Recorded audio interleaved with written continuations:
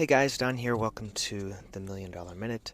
I'm going to go over kind of the things that help bring my practice to the $1,000,000 mark and beyond. I'm recording this for a Monday in my life.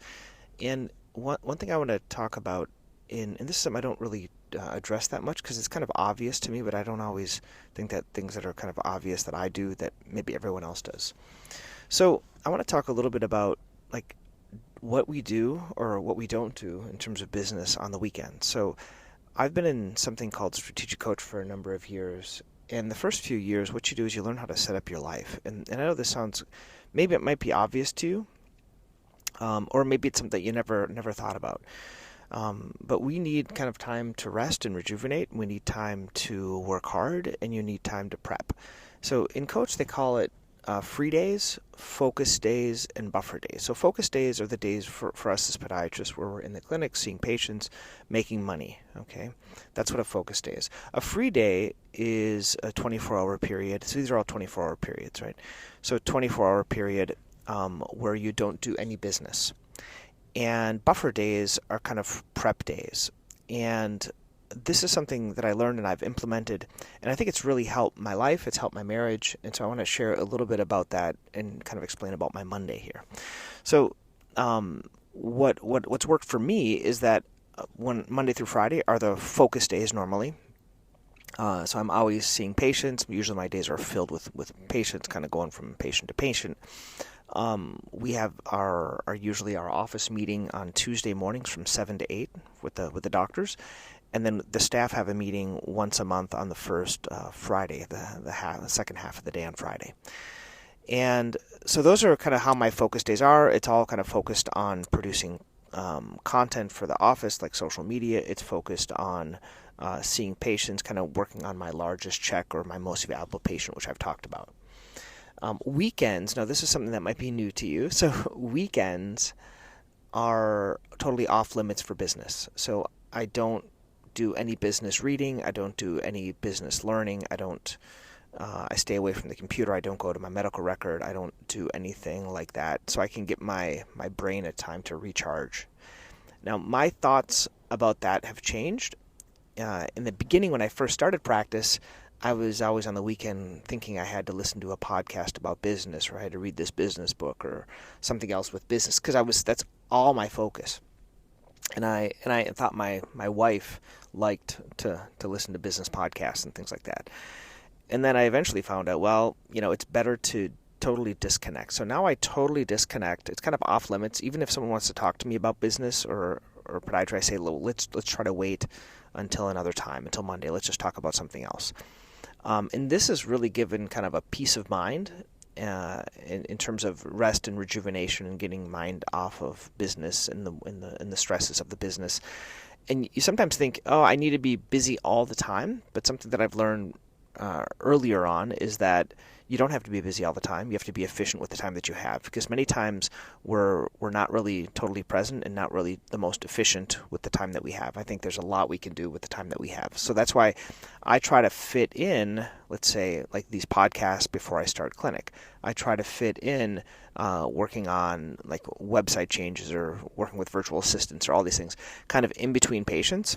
Or sometime during the day, during my lunch, so I don't have to do anything after. So same thing in the evening time. Evening time for me as well is off limits, so there's no business in the evening as well. So when I get home at like 5, there's no business. Now this is just something that's worked for me. I don't know if it works for everyone else. I think there are some people that tend to just be doing business and notes and staying late and things like that, and I just think that hustle is going to burn you out. Getting now into the last aspect, which is the aspect of buffer days. Now this is something I didn't know about.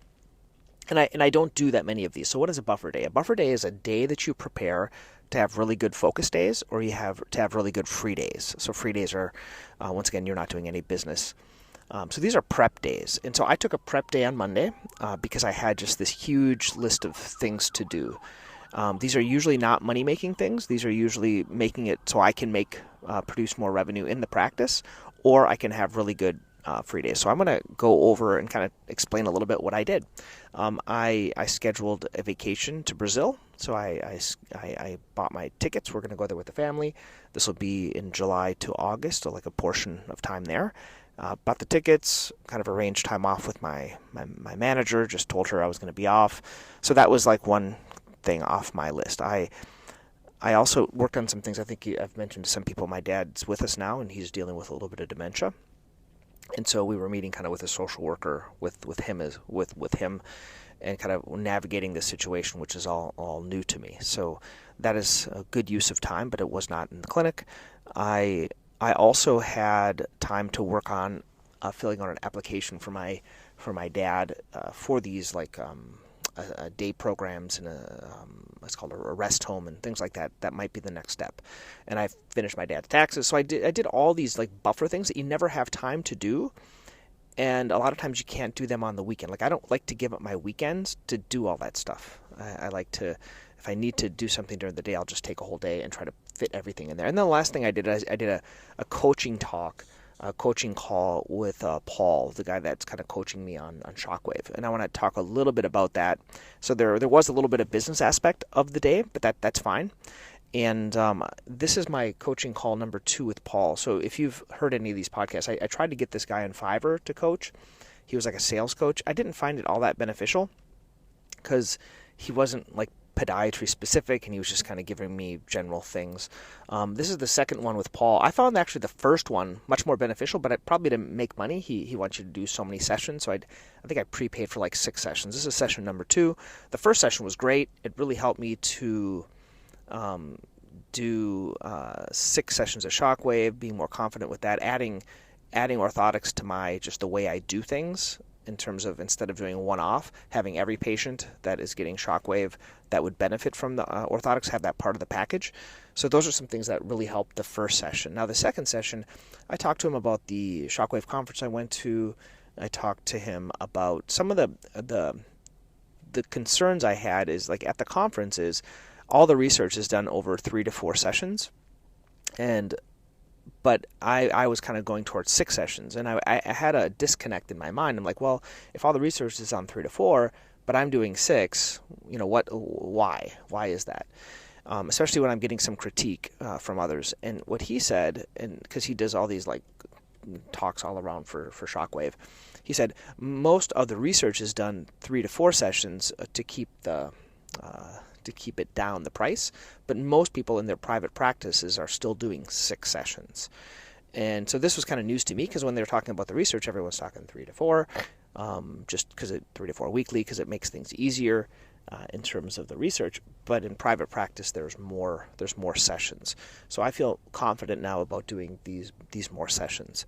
We were talking a little bit about marketing as well. He developed a kind of it's called a microsite, so it's actually a separate site, but it's just on knees, because that's what he wants to focus on.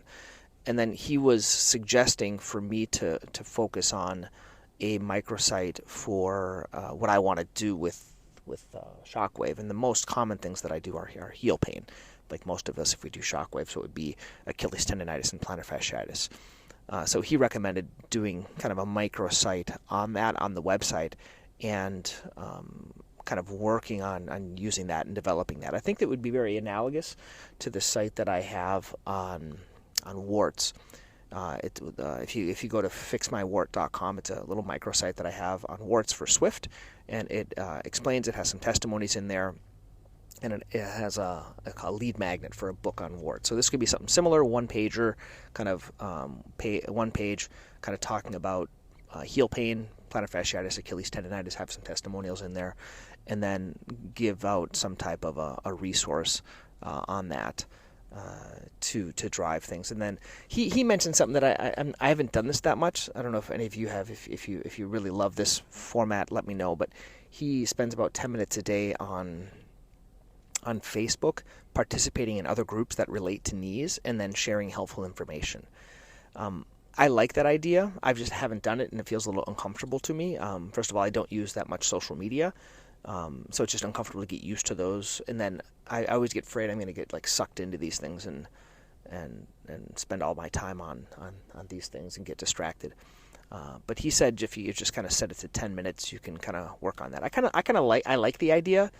I just haven't implemented it. If any of you have had good success with like a going on social media and then providing value, and then you can kind of share, oh, here, I have some more information if you want to learn more, it's on this website. Sometimes they take down that as advertising, but it would just be kind of a method. It feels like I'm trying to figure out, I always think of when someone mentions things like that, I think, okay, well, where can I fit that in, or what can I remove from my schedule so that I can have time for this, or who can I pay to do that? So those are the few things that I kind of think about. So if I want to add this 10 minutes, where am I going to add it in? Am I going to add it in at lunchtime? Am I going to add it in at the end of the day? Or can I delegate it to like someone else to do that? So anyway, that's what's been going on. Kind of another way of possibly doing it would be doing a number of SEO focused blogs on that topic, and that's already kind of going in our practice. I have an SEO person, virtual assistant, and she is doing, instead of doing a weekly newsletter, I'm sending out every other week the newsletter, like my fun one where I have a story from my family and other things about the practice, a focus each month. And then she's doing a blog post, a SEO-focused blog post on a certain topic that I give her, kind of focusing on my most valuable patients. And so that would be another way, is just doing a number of those, talking about resources on heel pain, and then having those kind of rank on SEO, which is kind of generic, versus kind of focused on a focused website. Another recommendation he had is, he said you want to go where people with heel pain are, and that's where he was recommending Facebook. There's a lot of different Facebook groups, but I feel like that's so broad, especially if I want to pull people, let's say, from a 10 or 15 mile radius around here.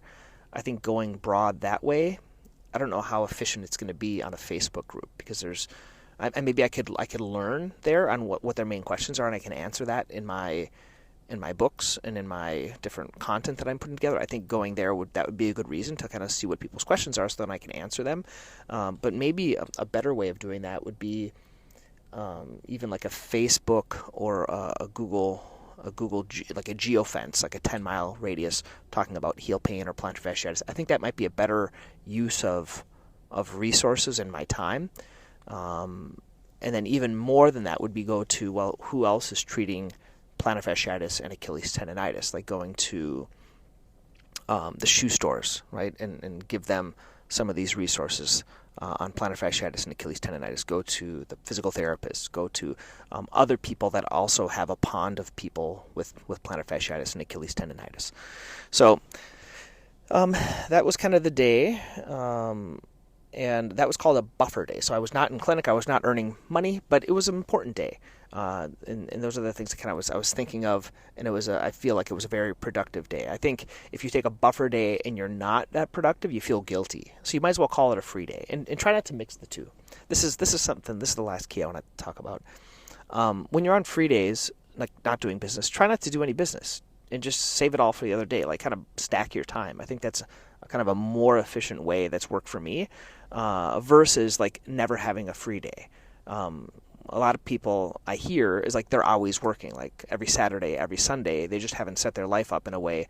They're doing notes, they're doing marketing, or they're working on other things. Like try to set your life up so you can do that. I think it just makes for a more peaceful life. So it's like stack things up and put it in your schedule, so you'll do that. Okay. Once again, hope you guys find this beneficial. I have this practice audit on the website, podiatrypracticemastery.com/audit. If you want to go through there and kind of audit your own practice, what's working, what's not working, and then we can kind of meet up, and I'll give you any tips I can to help you get better in your practice. Okay, have a great day.